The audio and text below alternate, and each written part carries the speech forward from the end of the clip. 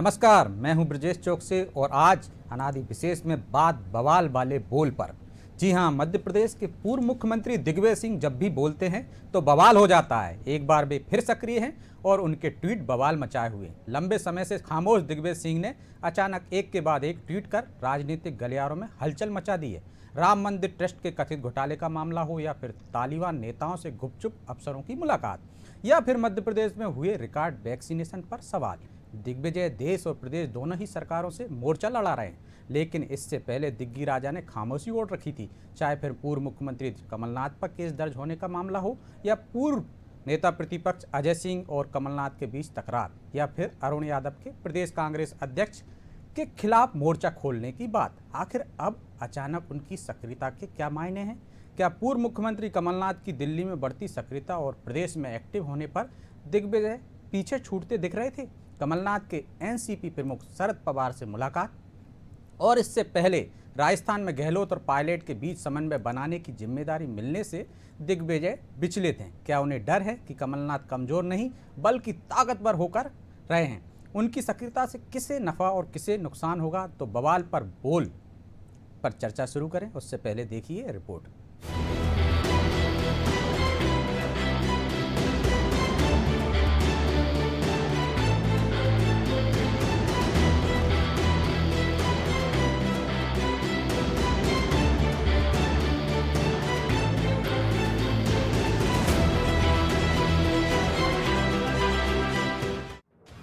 मध्य प्रदेश में भले ही निकाय चुनाव की तारीखों का ऐलान न हुआ हो, लेकिन कांग्रेस पार्टी के बयानवीर अपने बयानों से दूसरी पार्टी का नहीं बल्कि खुद की पार्टी का ही खेल बिगाड़ते नजर आ रहे हैं।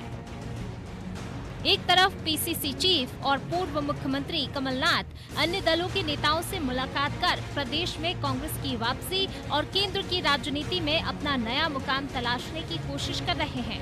कमलनाथ बंद कमरे में एनसीपी नेता शरद पवार से मुलाकात करते हैं और पश्चिम बंगाल की मुख्यमंत्री ममता बनर्जी को जीत की बधाई देते हुए मध्य प्रदेश आने का न्योता देते हैं, तो दूसरी तरफ उनकी पार्टी के नेता ही कमलनाथ का खेल बिगाड़ रहे हैं। कुछ ऐसा ही कारनामा मध्य प्रदेश के पूर्व मुख्यमंत्री और राज्यसभा सांसद दिग्विजय सिंह का है, जिनके विवादित बयान से पार्टी की छवि लगातार धूमिल होती नजर आ रही है। कश्मीर में 370 वापस लाने का बयान और राम मंदिर निर्माण में भ्रष्टाचार का आरोप लगाने के बाद दिग्विजय सिंह ने ट्वीट कर कहा कि तालिबानी नेताओं से मिलने के लिए भारतीय अधिकारी चुपचाप दौरा करते हैं। साथ ही उन्होंने इस मुद्दे पर भारत सरकार से जवाब भी मांगा। दिग्विजय के इस ट्वीट पर केंद्र की मोदी सरकार ने तो नहीं, लेकिन मध्य प्रदेश की शिवराज सरकार ने जरूर हमला बोला है।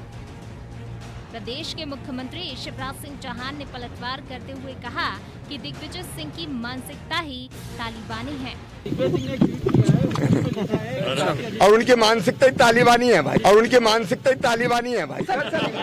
दिग्विजय सिंह हमेशा इस देश के अंदर वो विषय ढूंढते हैं जिससे सांप्रदायिक तनाव की स्थिति पैदा हो। यही ट्वीट उस दिशा को संकेत दे रहा है। भोपाल उन्हें बता चुका है पिछले चुनाव में कि भोपाल उनके बारे में क्या सोचता है। ये भोपाल की सक्रियता नहीं है, ये सक्रियता कांग्रेस अध्यक्ष प्रदेश के खिलाफ है। बयानवीर के बयानों ने बीजेपी से ज्यादा कांग्रेस नेताओं को परेशान किया है। उनके बयानों पर सफाई खुद पीसीसी चीफ कमलनाथ के पास नहीं होती। हालांकि इस बार कांग्रेस के प्रवक्ता अब्बास हफीज ने दिग्गी के बयान का समर्थन किया और कहा कि अगर किसी विदेशी चैनल ने तालिबानी नेताओं से मुलाकात की बात कही है तो केंद्र सरकार को इस आरोप पर सफाई देनी चाहिए।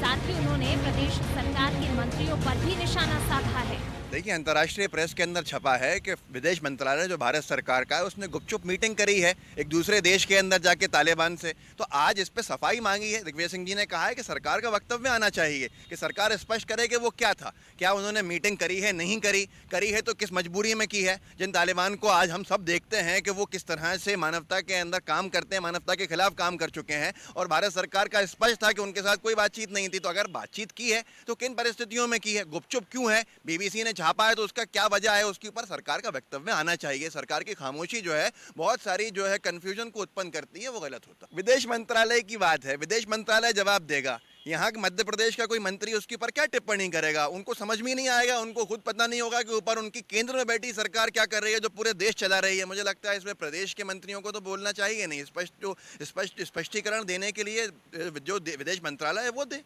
दरअसल कुछ मीडिया रिपोर्ट में कतर के विशेष दूत के बयान का हवाला देते हुए कहा गया है कि भारतीय अधिकारियों ने दोहा में तालिबान प्रतिनिधियों से चुपचाप मुलाकात की थी। इसी रिपोर्ट के आधार पर दिग्विजय सिंह ने केंद्र सरकार से सवाल किया, साथ ही बीजेपी पर हमला बोला है। हालांकि आरोप लगा है तो जवाब देना चाहिए, लेकिन दिग्गी के ऐसे बयान का उनकी पार्टी में ही असर पड़ता नजर आ रहा है, जो कि निकाय चुनाव में घातक साबित हो सकता है। ब्यूरो रिपोर्ट, अनादि टीवी।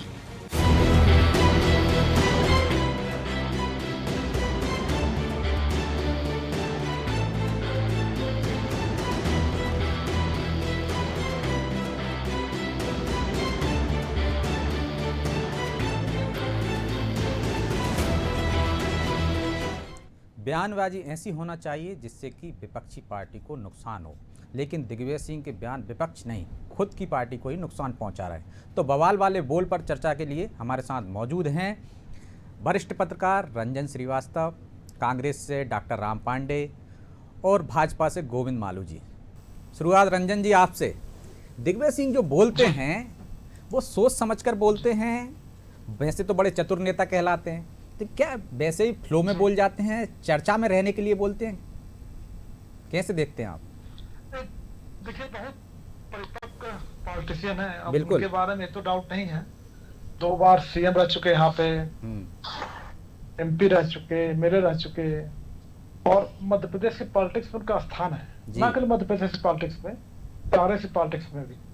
लेकिन उनका अगर आप ग्राफ देखेंगे विजय जी 2017 के बाद पार्टी में अवनति हुई है, उन्नति नहीं हुई है जी। गोवा में जो हुआ, गोवा में कांग्रेस सिंगल लार्जेस्ट पार्टी थी फरवरी 2017 में चुनाव में। तो दिग्विजय सिंह पे आरोप लगा कि जो लोकल पार्टीज के साथ जो गठबंधन होना चाहिए था वो जिस तेजी से काम होना था नहीं कर पाए और पार्टी सरकार नहीं बना पाई। उसका कर्नाटका हटा दिया गया, उनको तेलंगाना भी छीन लिया गया उनसे, फिर आंध्रा बचा था। आज के तारीख में दिग्विजय सिंह के पास आप सब बताइए कौन सा राज्य है जिसको वो इंचार्ज है, जनरल सेक्रेटरी भी नहीं है पार्टी के। तो लगातार पार्टी में अवनति हुई। राहुल गांधी के बहुत खास माने जाते थे, यहाँ तक कि दिग्विजय सिंह ने ही कहा था कि राहुल गांधी को पार्टी प्रेसिडेंट बना, कई बार बोला जी। लेकिन राहुल गांधी खास नहीं रहे। अभी भी बड़ी तारीफ कर रहे हैं राहुल गांधी की वो। हाँ, अगर आपको याद हो विजय जी, आपने कवर भी किया इस चीज को जी। 2018 के चुनाव में राहुल गांधी जितनी बार आए, जितनी मीटिंग में गए, उन्होंने एक बार भी दिग्विजय सिंह का नाम नहीं लिया। जब मंदसौर में मीटिंग हुई, जो पार्टी ने पोल का आगाज किया, चुनाव का आगाज किया, केवल 2 नाम लेते रहे, कमलनाथ और सिंधिया का। तो उन्होंने रंजन जी, तो क्या जो कमलनाथ दिल्ली में पावरफुल हो रहे हैं, इस कारण वो यहाँ जैसे खिसियानी बिल्ली खम्मा नोचे उस तरह से बयान दे रहे हैं, वो वजह देख रहे हैं क्या आप इन बयानबाजी के पीछे? वही अब जो है दिग्विजय सिंह अपना एक जगह तलाश है। देखिए, दिग्विजय सिंह 74 साल के हैं जी। उनकी जो चुनावी या इलेक्शन में या पार्टी पॉलिटिक्स में कहें आप, जो पारी है वो लास्ट इनिंग्स है, उसको खेलना उनको अच्छी तरह। रंजन जी, दिग्विजय सिंह जी को जगह तलाशने की क्या जरूरत है? वो तो प्रदेश के नेता हैं, 2 बार मुख्यमंत्री रहे हैं मध्य प्रदेश में, सब जगह पहुंचे। क्या वो किसी और को एस्टेब्लिश करना चाह रहे हैं? हमने बताया, देखिए नेता है नहीं, फिर भी जो पिछली बार चुनाव में लीड किया, कमलनाथ ने लीड किया जी, सिंधिया लीड किया, उनका सीएम के रेस में भी नाम नहीं आया, एक बार नाम नहीं आया, कभी भी नाम नहीं आया। अभी भी उन्होंने खुद कहा कि जब मैं आगे आता हूं तो पार्टी के वोट खत्म हो जाते हैं जी, मतलब कांग्रेस के वोट खत्म हो जाते हैं। तो उस इमेज को दूर करने की कोशिश है, अपने आप को सेंट्रल लेवल पे और स्टेट में, और साथ में अपने बेटे को भी एक राजनीतिक रूप से एक स्टैब्लिश करने की कोशिश हो रही है उनके द्वारा। चलिए राम पांडे जी से पूछ लेते हैं।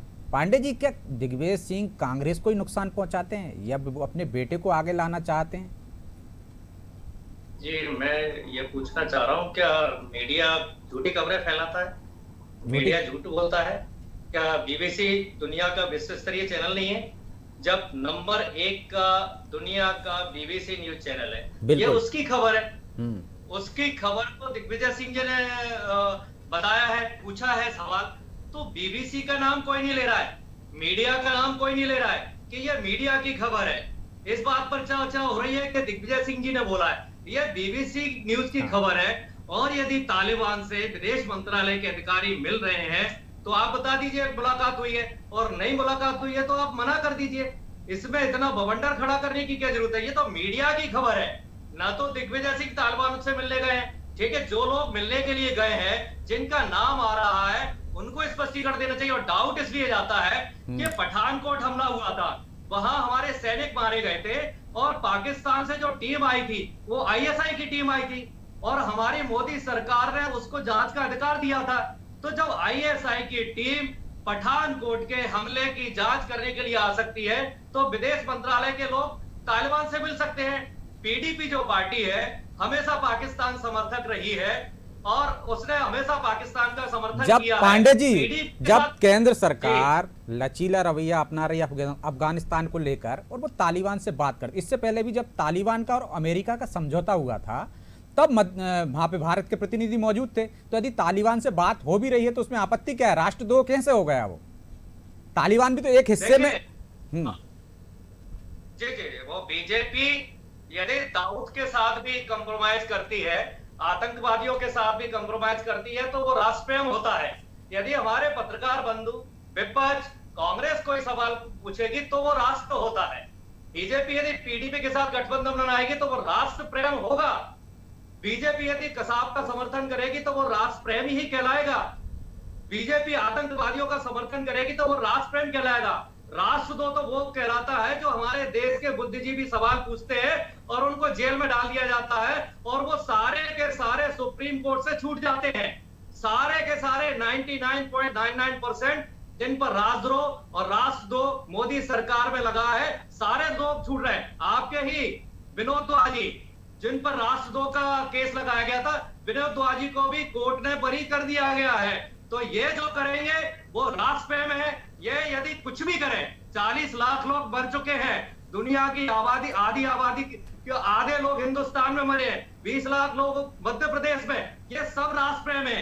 गंगा में जो लाशें तैरती हैं वो सब राष्ट्र प्रेम है। ये शमशान में जो लाशें जलती हैं वो राष्ट्र प्रेम है। 900 रुपए का रेमडेसिविर 50,000 में आता है, वो राष्ट्र प्रेम है। 2 करोड़ की जमीन 18 करोड़ में खरीदी जाती है, ये राष्ट्र प्रेम है। राष्ट्रद्रोह तो वो है जो पत्रकार सवाल करते हैं, दिग्विजय सिंह सवाल करते हैं। तो दिग्विजय सिंह जी तो ओसामा जी बोलते हैं, पुलवामा पे भी सवाल उठाते हैं। चिदम्बरम गृह मंत्री थे, तो फिर फांसी की सजा क्यों हुई? जब चिदम्बरम गृह मंत्री थे तो अफजल को, वो तो आपके शासन में।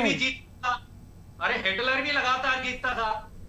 जीतना हारना एक अलग बात है। हमारे देश में कई अपराधी बार बार जीत रहे हैं। चिन्मयानंद भी जीते थे, कुलदीप सेंगर भी जीते थे, कई अपराधी हमारे देश में लगातार जीत रहे हैं। तो चुनाव जीतना और एक ईमानदार सरकार चलाना, ईमानदार आदमी होना, दोनों में अंतर है। शासन रावण का भी था, राम का भी था। रावण की सोने की लंका थी, लेकिन दोनों के सरकार चलाने में अंतर था। तो चुनाव जीतना और हारना अलग बात है, और सत्य की जीत होती है बाद में होती है। मैं कहता हूं सिद्धांत, विचारधारा। और कमलनाथ जी की सरकार कौन सी थी, राम की कि रावण की? ये आपके घर का भेदी लंका ढाए, ऐसी कहावत है ना, इसलिए पूछ रहा हूं मैं, क्योंकि सिंधिया जी चले गए थे। जी जी, देखिए हर समय लोगों ने भाइयों को धोखा दिया है। हाँ। सिंधिया जी किस लिए गए? सत्ता के लालच में। जतिन प्रसाद सत्ता में तो थे ही ना वो। क्या सत्ता में तो थे ही ना, उनके लोग सत्ता में थे। हाँ, सत्ता में सचिन पायलट भी हैं, सिंधिया भी हैं, थे सत्ता में, और वहां भी सिद्धू भी सत्ता में है। को क्या किस बात का डर है? उनको जेट सुरक्षा किस बात की दी गई है? आज तक उनको जेट सुरक्षा नहीं मिली। बीजेपी में गए 350 लोगों को जेट सुरक्षा मिली है। सिंधिया जी को बीजेपी में जाते ही जेट सिक्योरिटी की सुरक्षा मिल गई। देखिए उस पे मत जाइए पांडे जी, फिर उलझ जाएंगे आप, क्योंकि प्रियंका गांधी को भी सुरक्षा मिली है, वो तो सांसद भी नहीं है, तो सुरक्षा में सरकारी बंगला भी मिला है, तो आप उस पर मत जाइए। चलिए गोविंद मालू जी को शामिल कर लेते हैं। मालू जी, आप करें तो सब ठीक है, और कांग्रेस कहे तो राष्ट्रद्रोह। और दूसरा एक सवाल मेरा है कि दिग्विजय सिंह की कौन सी जांच करा रहा है, आप एक बार बता दीजिए। और यदि अफगानिस्तान में तालिबान से यदि आपके अधिकारी मिले हैं तो कह दीजिए ना, हाँ हम तालिबान से मिले, क्योंकि तालिबान से समझौता हो गया अमेरिका का और अब एक हिस्से पे तालिबान का कब्जा है। मालू जी,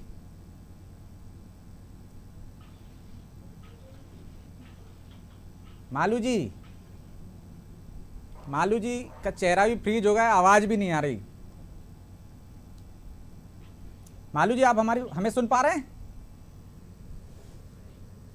चलिए रंजन जी, तालिबान से यदि मिलना गलत है क्या, जब विदेश नीति हमारी लचीली होती जा रही है? हम देख रहे हैं अफगानिस्तान में पहले जैसा जो अमेरिका की सेना वापस जा रही है। अमेरिका और तालिबान का जब समझौता हुआ था तो प्रतिनिधि के रूप में भारत के लोग भी मौजूद थे, भारत भी मौजूद था एक तरह से, और पाकिस्तान ने इसका विरोध किया था। तो आज हमें तालिबान के से बात करना चाहिए या नहीं करना चाहिए? क्यों नहीं करना चाहिए जब एक तरफ उसका कब्जा है? यदि आज हम बात नहीं करेंगे तो पाकिस्तान और चीन का वर्चस्व है उस पर, वो तालिबान को वो अपने कब्जे में ले लेंगे। यदि वहाँ लोकतांत्रिक व्यवस्था बहाल होती है और लोकतांत्रिक उसमें तालिबान का हिस्सेदारी रहती है एक हिस्से पे, तो क्यों बात नहीं करनी चाहिए? देखिए, इसका बैकग्राउंड ये है कि अभी जो दिग्विजय सिंह ने 370 पे धारा 370 बयान दिया था जी, उस पे भाजपा के लोगों ने कहा था राष्ट्रद्रोह है, NIA से जांच कराई जाए जी, पुलिस थाने कंप्लेंट डाला था। तो दिग्विजय सिंह देखिए बहुत चतुर और एक मजे में खिलाड़ी हैं राजनीति के। और देखिए जो कांग्रेस से गिने चुने नेता हैं जो फोर फ्रंट पे आके अटैक करते हैं अपोजिशन, मतलब जो भी उनकी अपोजिट है, मतलब रूलिंग पार्टी संघ और कांग्रेस को, दिग्विजय सिंह एक नेता है गिने चुने। किस तरह भले ही कई बार उनके गोल अपने पाले में हो जाते हों, वो अलग बात है, लेकिन ये कि मतलब एक कांग्रेस को जो नेता चाहिए अगर उस लेवल तक, तो लगातार अटैक करते हैं और लगातार और बुरी तरह से अटैक करते हैं। तो उनको अगर तालिबान का मौका मिला है तो मैं उस परिप्रेक्ष्य में देखना चाहूंगा जो उनके ऊपर आरोप लगा था कि देशद्रोह किया उन्होंने, कश्मीर में बात करके उनकी जांच कराई जाए। हमको लगता है कि उसको उन्होंने और सही बात, देखिए बात होनी चाहिए नहीं होनी चाहिए ये दूसरी विषय है, लेकिन दिग्विजय सिंह ने ट्वीट करके गवर्नमेंट के पाले में बाल तो डाल दी है कि आप बोलिए, अगर बोलते हैं तालिबान से हमने बात की है तो फंसेंगे। तो दिग्विजय सिंह बहुत मजे के खिलाड़ी हैं, उन्होंने एक तरह से बाल खेल दिया अपना, और देखिए सेंटर को थोड़ा सा परेशानी डाल तो दिया है मालू जी सेंट्रल गवर्नमेंट को।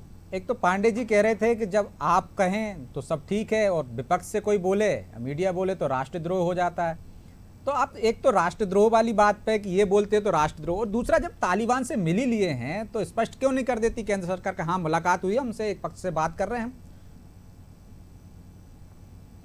ब्रजेश जी, भारत सरकार की अपनी विदेश नीति वो शाश्वत विदेश नीति है जी, और विदेश नीति में कूटनीति जुड़ी हुई है।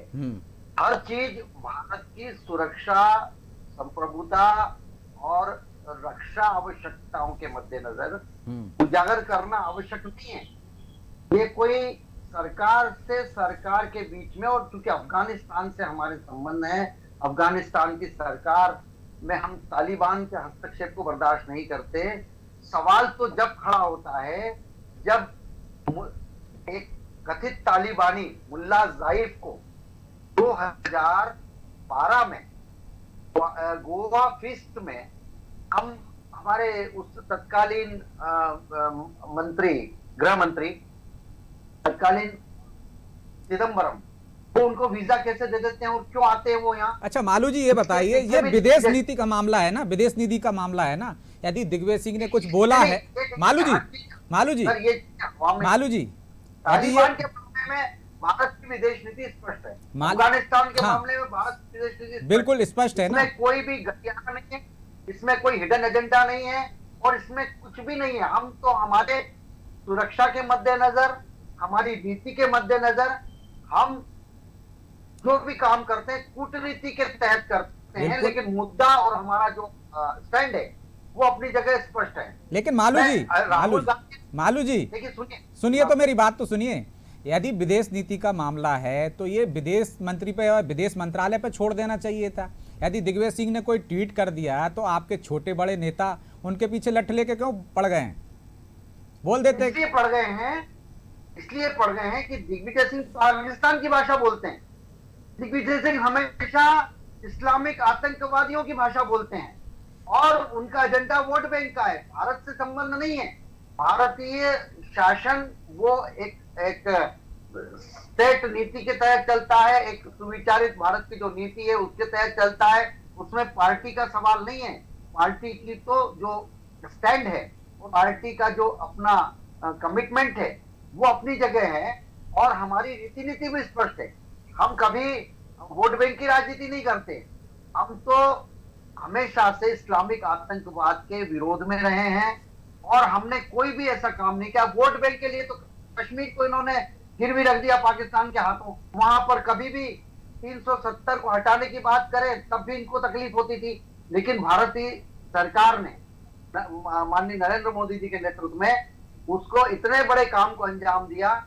और क्योंकि वो भारत का हिस्सा है, भारत में रहना चाहिए, तो इसलिए भारत की नीति स्पष्ट है। उसमें कोई भी न हिडन एजेंडा है, न कोई दुराभाव, न छिपाव है, और वह तालिबान के खिलाफ है। अफगानिस्तान में एक लोकतांत्रिक शासन रहना चाहिए, इसके पक्ष में है। और इसीलिए भारत की सरकार ने जो भी काम करेगी वो कूटनीति के तहत उस टारगेट को अचीव करने के लिए, उस गोल को अचीव करने के लिए करेगी, जो हमारी विदेश नीति का मूल तत्व और उसकी आत्मा है। तो दिग्विजय सिंह की जांच क्यों करा रहे हैं आप? सिर्फ बयानों के कारण कि और वजह है? देखिए, और किस किस विपक्ष के नेता की जांच करा रहे हैं?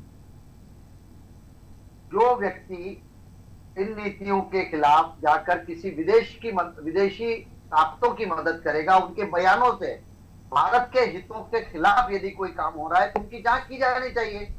ये तो सिर्फ बोल रहे हैं ना, जो बोलेगा उसकी भी जांच हो जाएगी।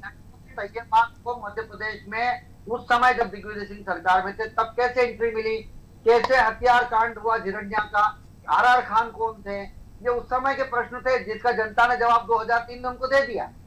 देखिए, लेकिन ये जो राजनीति है भारत की संप्रभुता के साथ खिलवाड़ करने की, भारत की अखंडता के साथ खिलवाड़ करने की, भारत की सुरक्षा के साथ खिलवाड़ करने की, मालू जी राजनीति तो ये भी है ना कि आप कमलनाथ के खिलाफ एफआईआर करा देते हैं, उमंग सिंगार के खिलाफ एफआईआर करा देते हैं, लेकिन गिरफ्तारी नहीं करते उनकी। देखिए, एफआईआर कराना वो सरकार का एक सिस्टम है, पुलिस का, गृह मंत्रालय का सिस्टम से होता है। कानून है, कानून के इतर कोई नहीं जा सकता। यदि एफआईआर हुई है उसकी विवेचना होती है, उसमें जब दोषी पाया जाता है तो उनकी गिरफ्तारी भी होती है। ऐसा नहीं कि गिरफ्तारी से किसी को छोड़ दिया जाता है। नहीं, आपकी पुलिस का कुछ मत कहो, वो तो नाबालिग बच्चों की परेड करा देती है भोपाल में। नहीं करते, काम करते, विधि सम्मत काम करते हैं। मैं आपसे एक बात पूछना चाहती, असीम मुनीर जो डीजी थे, पूर्व डीजी थे आईएसआई के, उनसे 2018 में कैसे मिले राहुल गांधी, किस हैसियत से मिले लंदन में, कैंट में? ये प्रश्न खड़े करता है। ये प्रश्न खड़े नहीं करता है कि हमारी विदेश नीति के तहत, कूटनीति के तहत हम किससे मिल रहे हैं। राहुल गांधी जब चीनी दूतावास में जाते हैं, जब उधर हमारा चीन से संघर्ष चल रहा हो सीमा पर, तब प्रश्न खड़े होते हैं। आप ऐसा कहोगे तो पांडे जी कहने लगेंगे कि मोदी जी भी तो पाकिस्तान गए थे।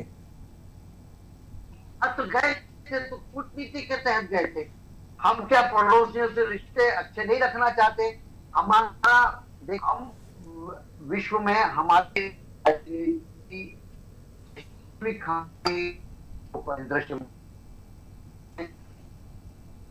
आपकी हमारे सदस्य हैं, और हम जो उसकी सद्भावना, शांति, इच्छा है उसके अनुरूप काम करते हैं, भले ही दूसरे देश करें या न करें। लेकिन हम ये बताना चाहते हैं। चलिए मालू जी, आपकी आवाज में भी डिस्टरबेंस आ रहा है। मुल्क पांडे जी से फाइनल कमेंट्स ले लेते हैं कि आपके नेता तो चीन में भी मिलते हैं, तो ये तो मालू जी आरोप लगा रहे हैं, वही बात हो गई। आपका क्या कहना है? जी, चीन के नेता को झूला हमने कब झुलाया था? हमारे प्रधानमंत्री ने झूला झुलाया था, उसके बाद डोकलाम हो गया। नवाज शरीफ को कब बुलाया था? अरे आपने तो पठानकोट शरीफ की बात करने के लिए तो हिंदुस्तान को पाकिस्तान को गाली देना, तो मजे करोगे, यहाँ मजे करेंगे। मैं कहूँगा हिंदुस्तान की आतंकवादी गतिविधियां चालू कर देना, मैं इधर से बोलूंगा तो तुम वैसा काम कर देना। तो नवाज शरीफ से मिलने मोदी जी क्यों गए थे? कोई कार्यक्रम तय नहीं था। और यदि हमारा कोई दुश्मन देश है दुनिया में तो वो पाकिस्तान है। और क्या कारण है कि भारतीय जनता पार्टी के प्रधानमंत्री जाते हैं, मेरा जब से जन्म हुआ है कांग्रेस का कोई प्रधानमंत्री पाकिस्तान नहीं गया है। कभी अटल जी जाते हैं ट्रेन लेके, बस लेके, कभी उप प्रधानमंत्री जाते हैं जिन्ना के नहीं तो बाजार पर। पांडे जी, क्या पाकिस्तान से पूरे रिश्ते तोड़ देना चाहिए, क्या नहीं बनानी चाहिए? अरे तो ये क्या है, एक तरफ तो कहते हो कि पाकिस्तान हिंदुस्तान में आतंकवादी भेज रहा है, हमारे जवानों की हत्या करवा रहा है, पुलवामा में हमारे 50 लोग मार दिए, और दूसरी तरफ आप पाकिस्तान के पैर पड़ने जा रहे हो। ये कौन सी नदी थी भाई? आप सीधा सीधा सा रखिए ना। अब जिसने हिंदुस्तान के 2 टुकड़े किए जिन्ना ने, आप उसकी मजार पर चादर चढ़ाने जा रहे हो भाई? ये कौन सी है भाई? ऐसे तो दुश्मन आपसे डरेगा ही नहीं ना भाई। आप दुश्मन देश के पैर पड़ोगे तो उसका तो भय खत्म हो गया भाई। वो तो ये समझ गया ना कि मोदी जी महाडरपोक चलिए, आदमी क्योंकि है। समय पांडे जी समय कम है, इसलिए रंजन जी से फाइनल कमेंट ले लेता हूं। रंजन जी, क्या विदेश नीति जैसे विदेशी मुद्दों पर इस तरह से ट्वीट करना चाहिए या सार्वजनिक बोलना चाहिए, या सिर्फ इस पे विदेश मंत्रालय को छोड़ देना चाहिए सरकार को? रंजन जी। नहीं, बहुत संवेदनशीलता है, ने सही कहा। कोई सरकार हो, मालू जी। होती जैसा मालू जी ने कहा, पांडे जी ने कहा, और उसका अपना एक विदेश नीति होती है जी। कई चीजें ऐसी होती हैं जो डिस्क्लोज नहीं की जाती, कॉन्फिडेंशियल होता जी। है, उसमें देश का हित देखना होता है।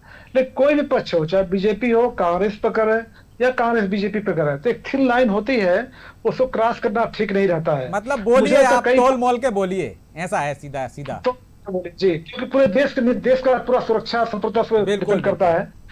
चलिए, अब तीनों मेहमानों का शुक्रिया हमसे जुड़ने के, चर्चा में शामिल होने के लिए। तो नेता हैं तो बोलेंगे ही, और बोलेंगे तो बवाल मचेगा ही, और जब बवाल मचेगा तो निश्चित तौर पर सुर्खियां बनेंगी। और कौन नेता है जो नहीं चाहता सुर्खियों में रहे? तो क्या यह सिर्फ चर्चा में बने रहने के लिए बोलते हैं? यदि ऐसा है भी तो तोल मोल कर बोलना चाहिए, जैसा रंजन जी कह रहे थे, क्योंकि हमने देखा है कई बार उनके बोल उन पर ही भारी पड़ जाते हैं, लेकिन नेता हैं कि मानते ही नहीं। तो बवाल पर वाले बोल में आज इतना ही। मुझे दीजिए इजाज़त, और आप देखते रहिए अनादि टीवी। नमस्कार।